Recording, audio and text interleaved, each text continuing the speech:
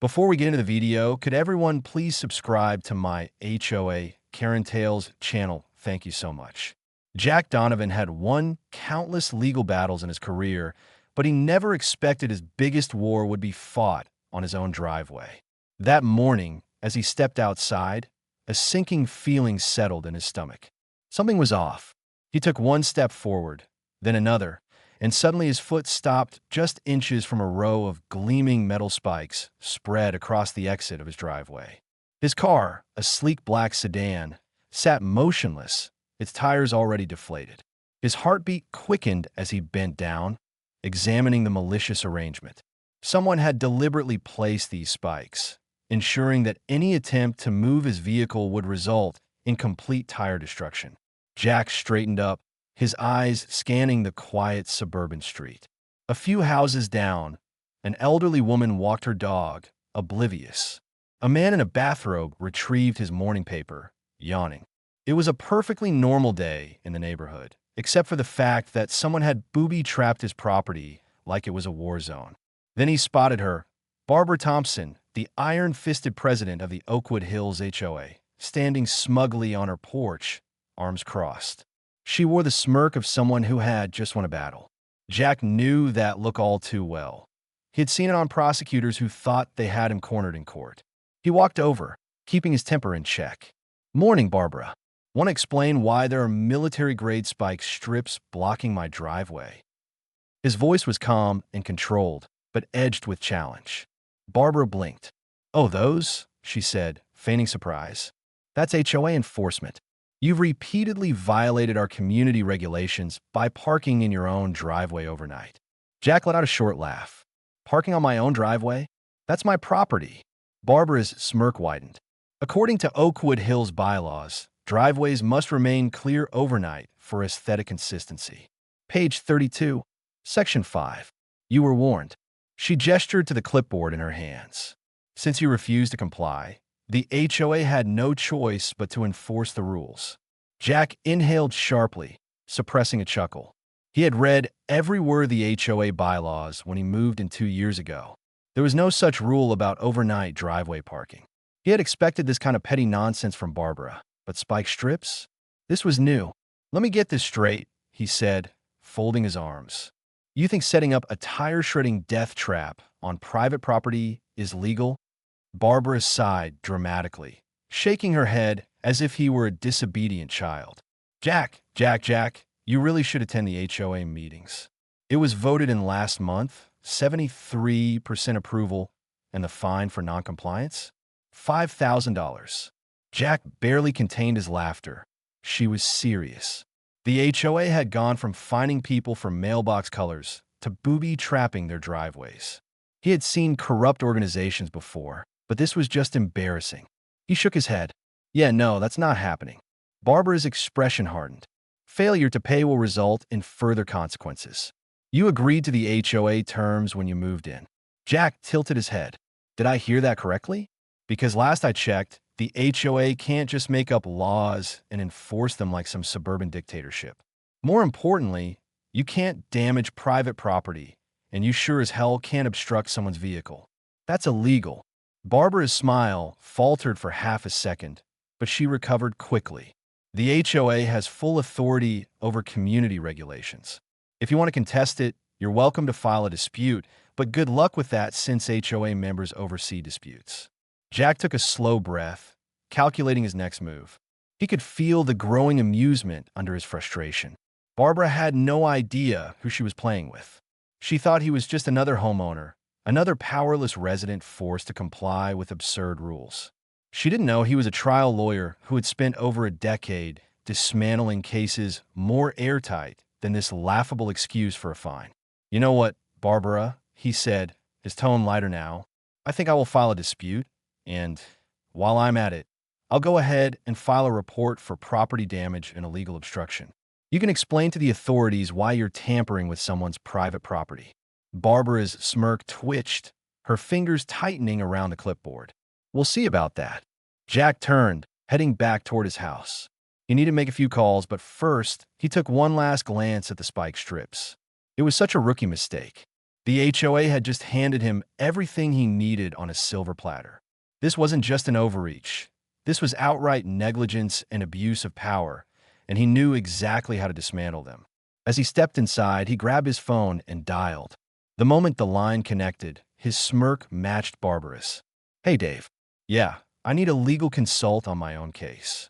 The war had begun. Jack sat in his home office, fingers drumming against his desk as he scrolled through the HOA bylaws. He had already memorized most of them, but now he was looking at them through a different lens. The lens of a lawyer searching for weak points, contradictions, and outright illegal clauses. He had spent years dismantling poorly structured contracts, and this HOA's rulebook was a disaster waiting to be exposed.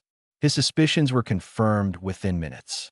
There was several bylaws that directly contradicted state property laws.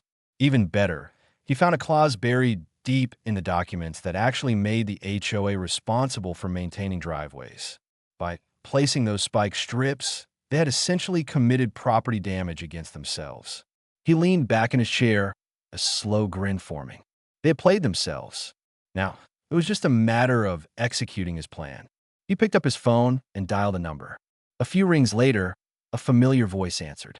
"Dave, I need you to help me take down my HOA," Jack said casually. There was a brief pause before a low chuckle came from the other end. "Oh, this I gotta hear," Dave replied. Jack explained everything. How the HOA had placed the spike strips, on his driveway, how they were fining him $5,000 for something that wasn't even in the original bylaws, and how he had just found multiple legal violations in their regulations. Dave whistled. "That's some next-level suburban tyranny. You could probably have them dismantled within a month if you push the right buttons." Jack smirked. "I was thinking a week." His first move was simple: demand compensation for his tires. He drafted a formal letter citing the exact bylaw that held the HOA responsible for driveway maintenance. He attached an invoice for the cost of replacing all 4 tires and made it clear that failure to pay would result in legal action. The moment he dropped off the letter at the HOA office, Barbara's reaction was priceless. He watched from a distance as she opened the envelope, her expression going from smug to irritated in seconds. She marched to his house minutes later, knocking so hard it rattled the door. Jack opened it, leaning casually against the frame. "This is ridiculous," Barbara snapped, waving the letter in his face. "The HOA is not responsible for your poor decisions." Jack raised an eyebrow. "That's funny because your own bylaws say otherwise. Page 18, Section 2. The HOA is required to maintain driveways and ensure they remain unobstructed. You obstructed mine, so technically you damaged HOA property." Barbara's face turned an impressive shade of red. "This is not how the rules work," she hissed. Jack gave her an easy smile. "It is when you know how to read legal documents." Barbara stormed off, muttering something about checking with legal. Jack closed the door, chuckling. That was just the first strike. Now it was time for the next phase. He started digging into HOA finances. It didn't take long to find red flags. The annual budget report, which should have been made available to all homeowners, was suspiciously vague. Expenses were listed in broad categories with no real breakdown. Community beautification had tens of thousands of dollars allocated to it, yet no one could remember any recent improvements. Even better, the treasurer, Doris, was completely clueless when Jack asked her about specific transactions. "Oh, Barbara handles most of that," she said nervously, flipping through a stack of papers as if an answer would magically appear. "I just sign off on the reports." Jack's eyes gleamed. That was all he needed to hear. The HOA was mishandling funds, and if he could prove it, Barbara would be in deep trouble. The next morning, Jack filed a formal complaint with the state HOA board requesting a financial audit. The moment Barbara received the notice, Jack could practically hear her screaming from across the street. Later that day, the HOA struck back. Jack found another violation notice taped to his door, this time claiming his mailbox was not in accordance with community aesthetic standards. The fine, $1,000. Jack actually laughed out loud when he read it. They were getting desperate. Instead of responding, he filed a counterclaim. He attached pictures. At least 10 other mailboxes in the neighborhood looked exactly like his. The HOA had no legal standing to enforce elective fines, and he made sure to CC the state HOA board in his response. By the time Barbara saw his email, she must have realized she had walked into another legal trap, but she wasn't backing down just yet. The next day, a tow truck appeared in front of Jack's house. He was watching from his window when he saw two HOA board members talking to the driver, pointing at his car. They were trying to tow it. Jack grabbed his phone, recorded everything, and walked outside just as the driver was about to hook the car. "Hey, Jack," he called out. "Do you have a warrant for this?" The tow truck driver looked at him, then at the HOA members, suddenly hesitant. "They told me it was a violation," the driver said. Jack held up his phone. "I'm recording. If you touch my car without a court order, that's illegal towing. You'll be facing grand theft auto charges, and I will personally make sure your company gets sued." The driver's face paled. He turned to the HOA members. You didn't mention that part." Barbara, standing a few feet away, clenched her jaw. "Just do your job," she snapped. The driver shook his head. "No way, lady. I'm not losing my business over this." He climbed back into his truck and drove off, leaving Barbara fuming. Jack smirked at her. "You're running out of moves, Barbara." She glared at him. "You think this is funny?" Jack crossed his arms. "Oh, I think it's hilarious." She turned on her heel and stormed away, but Jack knew this wasn't over. She would try something else. The question was, what desperate move would she make next? Jack walked back inside, already preparing for the next round. He knew that once an HOA felt threatened, they would either back down or go nuclear. And knowing Barbara, she would choose the latter. But that was fine with him. He was ready for war. Jack had seen desperate opponents before, but Barbara was entering a whole new level of recklessness. The woman was so determined to maintain control over the neighborhood that she was blind to how deeply she was digging her own grave. Jack knew it was only a matter of time before she made a catastrophic mistake. He just had to keep applying pressure and wait for the moment to strike. The first sign of panic came in the form of a hastily written HOA emergency meeting notice slid under his door in the dead of night. The letter demanded his presence, stating that his repeated violations and failure to uphold community standards required immediate disciplinary action. Jack chuckled as he read it. This was the HOA equivalent of kangaroo court. Barbara wanted to put on a show, rally support from the more gullible residents, and paint Jack as the villain. She wanted to make it seem like he was the problem while she was simply enforcing the rules. It was a laughable attempt at manipulation, but Jack had spent years handling far more sophisticated schemes in courtrooms. When he arrived at the HOA clubhouse, he wasn't surprised. It was clear that Barbara had stacked the room with her usual lackeys. Richard, her ever-loyal enforcer, stood by her side with arms crossed, his face locked in a permanent scowl. Doris, the treasurer, looked nervous, shuffling papers she clearly hadn't read. A few other board members were present, most of them looking like they had been pressured into attending.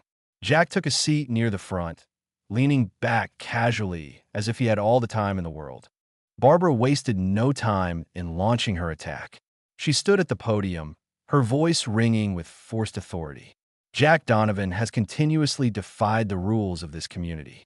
He has refused to comply with parking regulations. He has failed to maintain his property to our standards. And now he is attempting to sabotage the very organization that keeps this neighborhood running smoothly. Jack, by sabotage, do you mean exposing your financial mismanagement and illegal enforcement tactics? Because if so, guilty as charged. A few of the board members exchanged glances. They were used to Barbara's strong-arming, but Jack was openly challenging her, and that was new. Barbara clenched her jaw. "You have no authority here, Jack. This board has the right to impose fines, restrictions, and penalties as we see fit." Jack tilted his head. "Interesting. So when exactly did the board gain the right to tamper with private property and engage in financial fraud?" Barbara's eyes flickered with something close to panic. "That is a baseless accusation." Jack pulled out his phone and tapped the screen. "Then you won't mind if I play this recording of your treasurer admitting that she doesn't actually manage the HOA funds and that you're the only one handling them." Doris gasped, her face turning pale. "I didn't mean..." Barbara shot her a murderous glare, then turned back to Jack. That proves nothing. Jack smiled. Maybe not, but it might interest the state HOA board.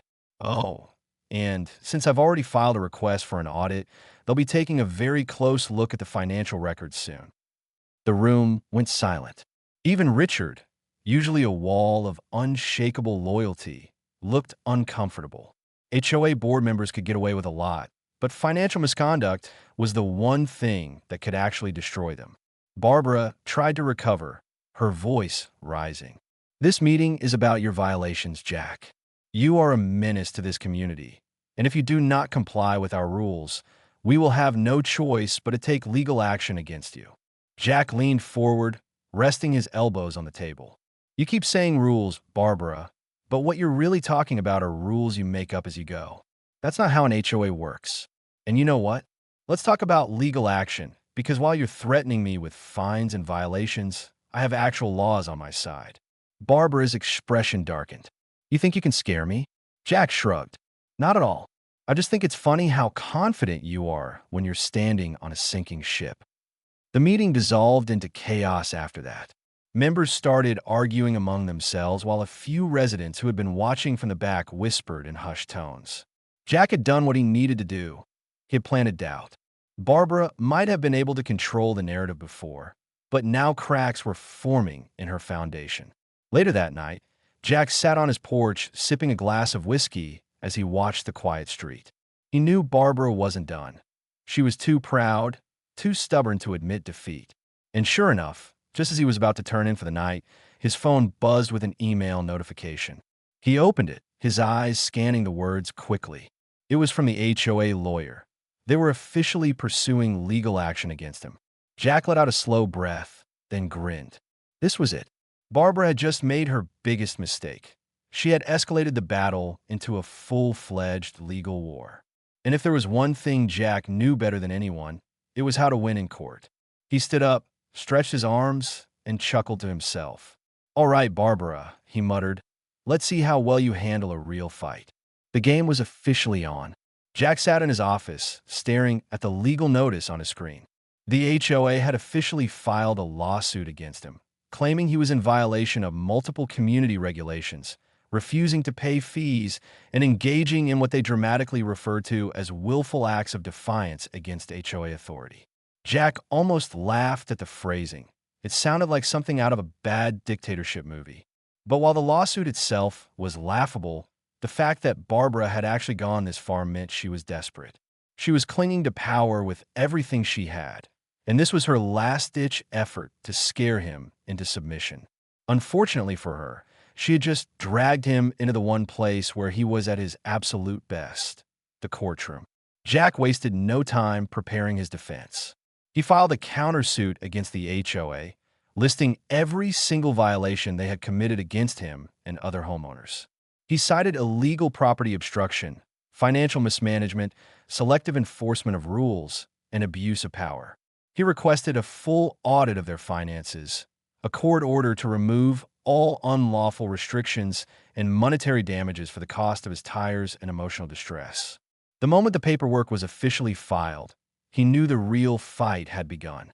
A week later, the case was set to be heard in court. On the day of the hearing, Jack arrived at the courthouse with the confidence of a man who had already won. He had done his research, gathered his evidence, and prepared his arguments. Meanwhile, Barbara and Richard sat stiffly on the other side of the room, looking far less sure of themselves. They had hired an attorney, a middle-aged man in an ill-fitting suit who looked like he had been promised an easy case.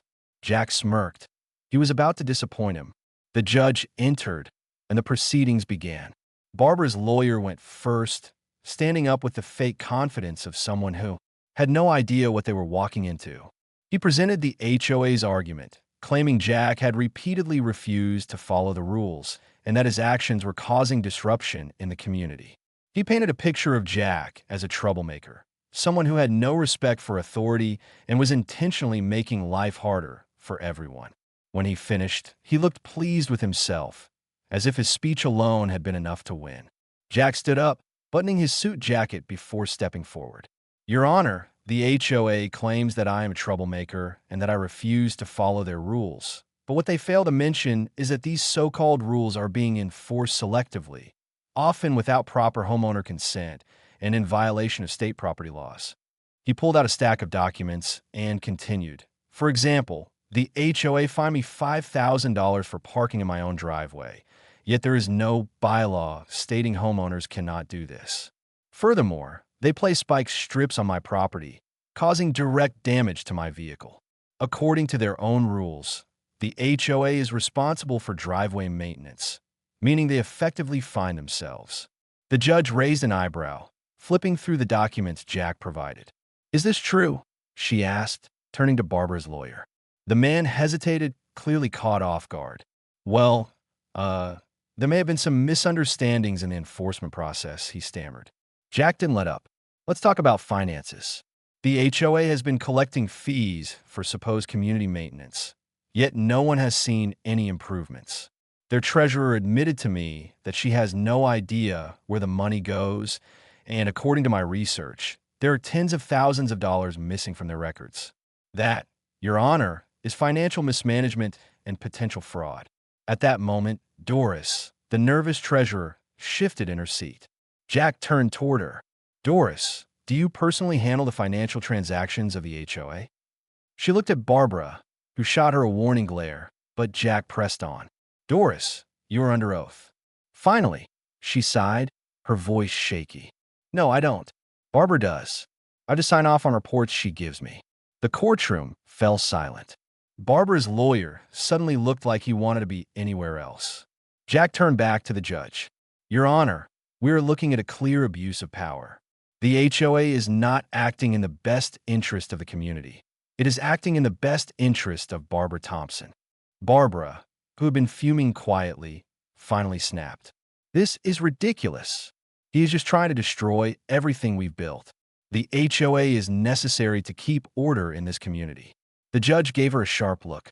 "Mrs. Thompson, I suggest you remain quiet unless spoken to." Barbara clenched her jaw but said nothing.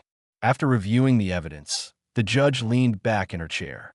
"Based on what I've seen today, it is clear that the HOA has engaged in selective enforcement of rules, failed to properly manage funds, and acted outside its authority. The court orders a full financial audit of the HOA, the removal of all unlawful fines against Mr. Donovan, and an injunction against any further enforcement actions until a proper review of the HOA's governance is conducted." Barbara's face turned ghostly pale. Rich looked like someone had punched him in the gut. Jack allowed himself a small, satisfied smile. He wasn't done yet. The judge continued. "Furthermore, if financial misconduct is discovered, those responsible will be held legally accountable." That was it. The final nail in the coffin. Jack had dismantled them piece by piece, and now the weight of the law was coming down on them. As he left the courtroom, he glanced at Barbara one last time. Her hands were clenched into fists, her eyes burning with hatred. But there was nothing she could do. She had lost. Jack walked outside, breathing in the fresh air. The war wasn't just over. It was a landslide victory, and Barbara was about to face the consequences of her actions in ways she had never imagined. Jack sat on his porch, sipping a cup of coffee as he watched the moving trucks pull up in front of Barbara's house. It had been 2 weeks since the court ruling, and things had unraveled for the HOA president faster than even he had expected. The financial audit had been brutal.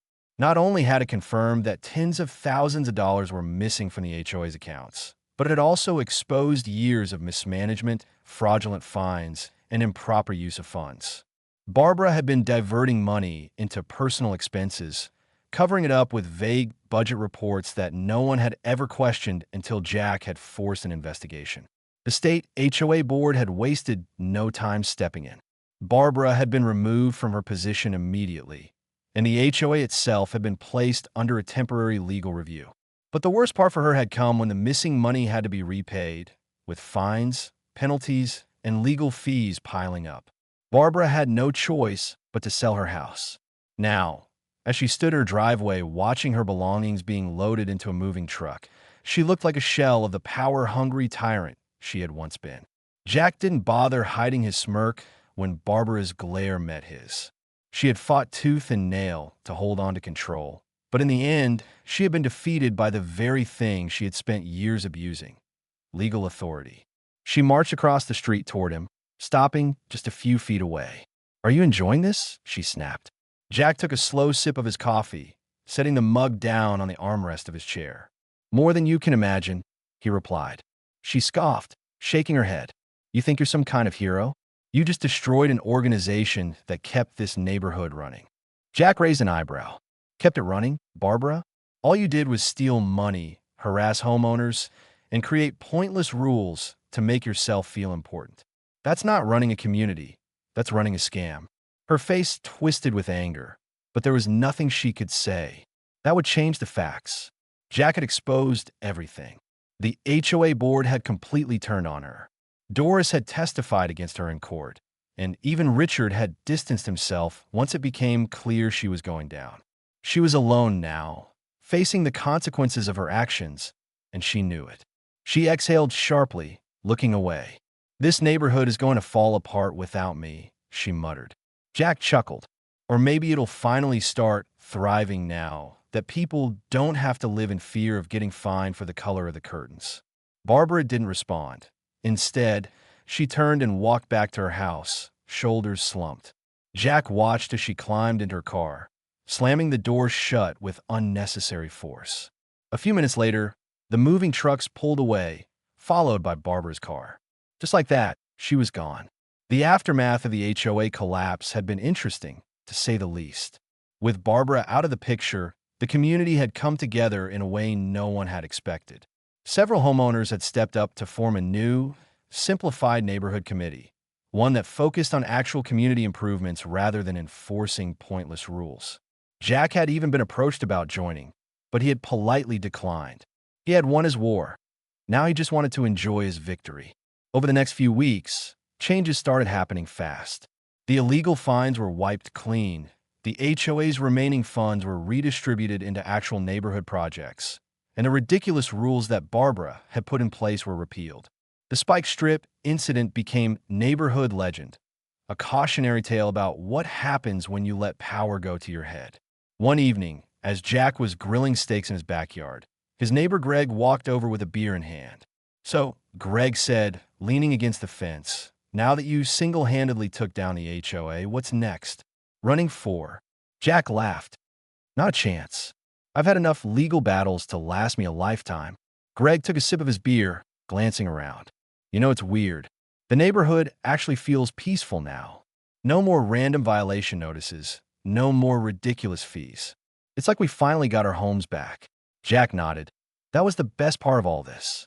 For the first time in years, people could actually enjoy their homes without worrying about HOA tyranny.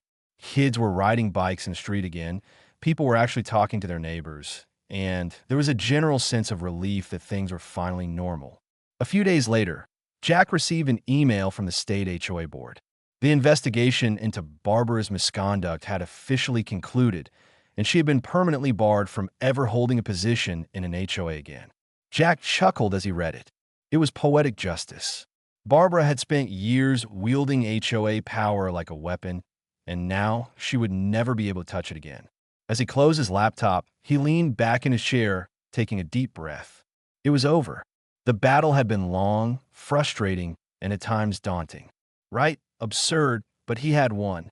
As he looked out at his driveway, completely free of spike strips, he smiled. It felt good to be home.